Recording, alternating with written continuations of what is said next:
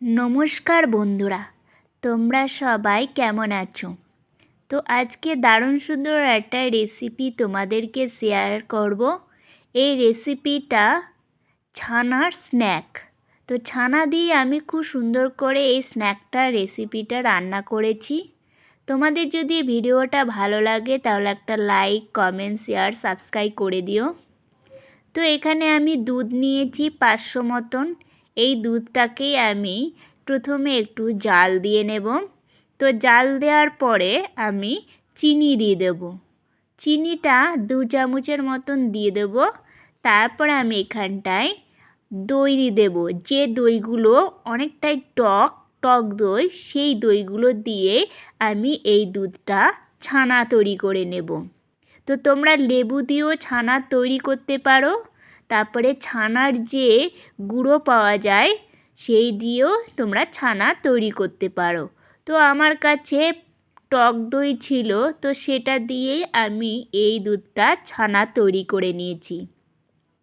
যদি তোমরা ফেসবুক থেকে দেখো রাখি ডিএন, সেখান থেকে যদি দেখো ফেসবুকে আমাকে একটা ফলো করে দিও, একটা লাইক করো, একটা কমেন্ট করো, একটা শেয়ার করে দিও।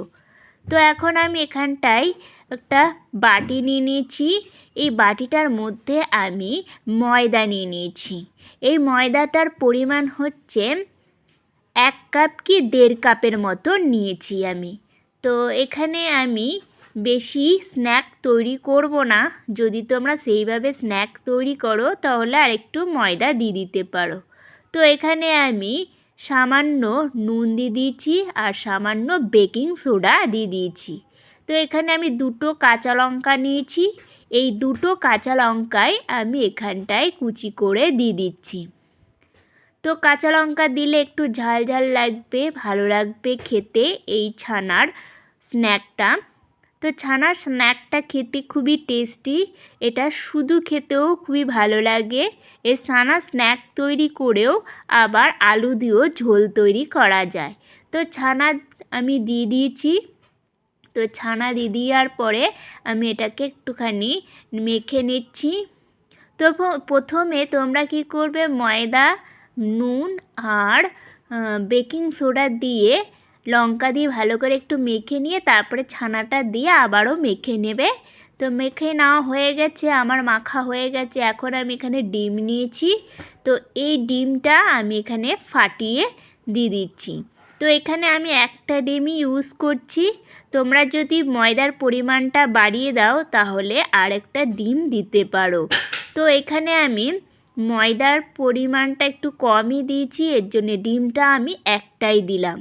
তো ডিম দিলে ছানার এই স্ন্যাকটা খুবই টেস্টি হয়। তো আমার মাখা হয়ে গেছে, এই দেখো। তো এরপর আমি উনুনে কড়াই বসিয়ে কড়াইতে তেলটা ভালো করে গরম করে নিয়েছি। তারপরে গ্যাসের ফ্লেমটা আমি কমিয়ে তারপরে আমি হাতের সাহায্যে গোল গোল করে আমি তেলের মধ্যে ছেড়ে দিচ্ছি। তো এইভাবে সুন্দর করে ছেড়ে দিতে হবে। আমি কয়েকটা ছেড়ে দিয়ে আমি এটাকে তৈরি করে নেব। তো আমি কিছুক্ষণ অপেক্ষা করেছি। মিডিয়াম আঁচেই এই রেসিপিটা রান্না করতে হবে, এই স্ন্যাকটা, নইলে পুড়ে যেতে পারে। তো আমি এভাবে সুন্দর করে আস্তে আস্তে এই স্ন্যাকটা রান্না করে নিচ্ছি। তো এটা লালচে লালচে হবে, এরকম কালারটা হবে। খুবই সুন্দর কালারটা হয়েছে আর এতে খেতেও টেস্টি হবে।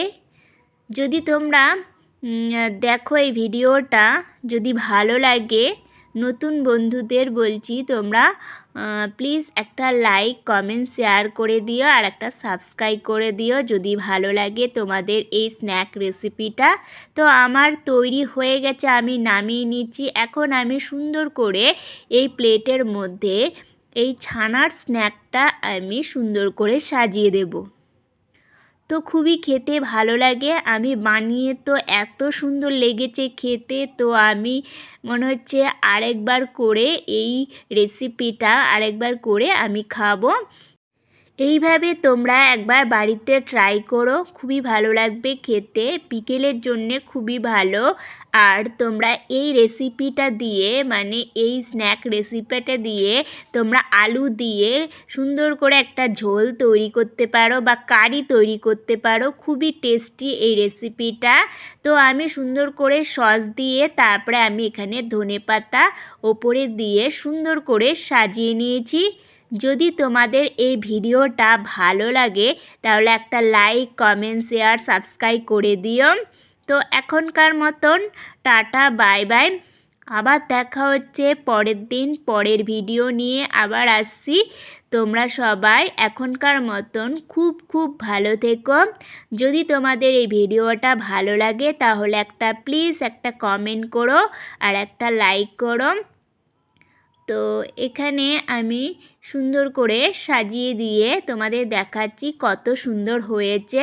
এতক্ষণ ধরে ভিডিওটা দেখার জন্যে ধন্যবাদ।